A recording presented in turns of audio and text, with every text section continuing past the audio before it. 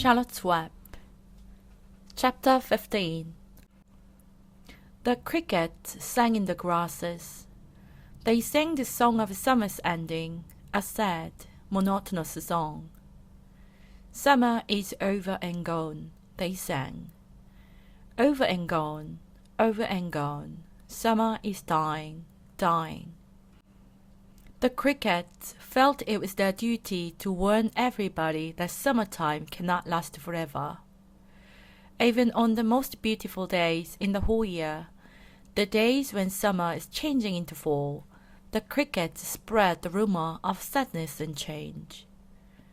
Everybody heard the song of the crickets.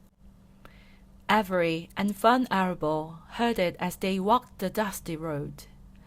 They knew that school would soon begin again. The young geese heard it and knew that they would never be little goslings again. Charlotte heard it and knew that she hadn't much time left. Mrs. Zuckerman, at work in the kitchen, heard the crickets, and a sadness came over her too. Another summer gone, she sighed. Lurvy, at work building a crate for Wilbur, heard the song and knew it was time to dig potatoes. Summer is over and gone, repeated the crickets. How many nights till frost, sang the crickets. Goodbye, summer, goodbye, goodbye. The sheep heard the crickets, and they felt so uneasy they broke a hole in the pasture fence and wandered up into the field across the road. The gander discovered the hole and led his family through, and they walked to the orchard and ate the apples that were lying on the ground. A little maple tree in the swamp heard the cricket song and turned bright red with anxiety. Wilbur was now the center of attraction on the farm. Good food and regular hours were showing results. Wilbur was a pug any man would be proud of. One day, more than 100 people came to stand at his yard and admire him. Charlotte had written the word radiant, and Wilbur really looked radiant as he stood in the golden sunlight. Ever since the spider had befriended him, he had done his best to live up to his reputation. When Charlotte's Web said some pig, Wilbur had tried hard to look like some pig. When Charlotte's Web said terrific, Wilbur had tried to look terrific. And now that the web said radiant, he did everything possible to make himself glow. It isn't easy to look radiant, but Wilbur threw himself into it with a will. He would turn his head slightly and blink his long eyelashes. Then he would breathe deeply, and when his audience grew bored, he would spring into the air and do a backflip with a half twist. At this the crowd would yell and cheer. "How's that for a pig?" Mr. Zuckerman would ask, well pleased with himself. "That pig is radiant." Some of Wilbur's friends in the barn, worried for fear all this attention would go to his head and make him stuck up. But it never did. Wilbur was modest. Fame did not spoil him.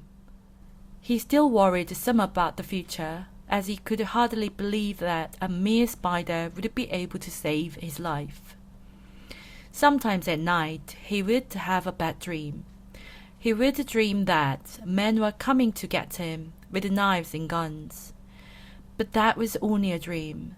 In the daytime, Wilbur usually felt happy and confident. No pig ever had truer friends, and he realized that friendship is one of the most satisfying things in the world. Then the song of the crickets did not make Wilbur too sad. He knew it was almost time for the country fair, and he was looking forward to the trip. If he could distinguish himself at the fair, and maybe win some prize money, he was sure Zuckerman would let him leave. Charlotte had worries of her own, but she kept quiet about them. One morning, Wilbur asked her about the fair. "You're going with me, aren't you, Charlotte?" he said. "Well, I don't know," replied Charlotte. The fair comes at a better time for me. I shall find it inconvenient to leave home, even for a few days. Why? Asked Wilbur. Oh, I just don't feel like leaving my web. Too much going on around here.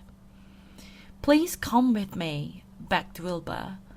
I need you, Charlotte. I can't stand going to the fair without you. You've just got to come. No, said Charlotte. I believe I'd better stay home and see if I can't get some work done. What kind of work? Asked Wilbur. Egg laying. It's time I made an egg sack and filled it with eggs. I didn't know you could lay eggs, said Wilbur in amazement. Oh, sure, said the spider. I'm versatile. What does versatile mean? Full of eggs? Asked Wilbur. Certainly not, said Charlotte. Versatile means I can turn with ease from one thing to another. It means I don't have to limit my activities to spinning and trapping and stunt like that. Why don't you come with me to the fairgrounds and lay your eggs there? Pleaded Wilbur. It would be wonderful fun. Charlotte gave her web a twitch and moodily watched it sway. I'm afraid not, she said. You don't know the first thing about egg-laying, Wilbur. I can't arrange my family duties to suit the management of the country fair. When I get ready to lay eggs, I have to lay eggs, fair or no fair. However, I don't want you to be worried about it. You might lose weight. We'll leave it this way. I'll come to the fair if I possibly can. Oh, good, said Wilbur. I knew you wouldn't forsake me just when I need you most. All that day Wilbur stayed inside, taking life easy in the straw. Charlotte rested and ate a grasshopper. She knew that she couldn't help Wilbur much longer. In a few days she would have to drop everything and build a beautiful little sack that would hold her eggs.